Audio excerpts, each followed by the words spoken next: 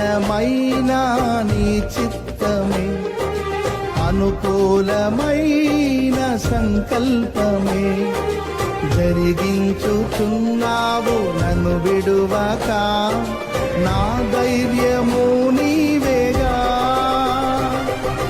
నీవే నీవే నా జయ గీతము, నీవే నీవే నా స్తుతి గీతము, నీవే నీవే నా జయ గీతము, నీవే నా స్తుతి గీతము.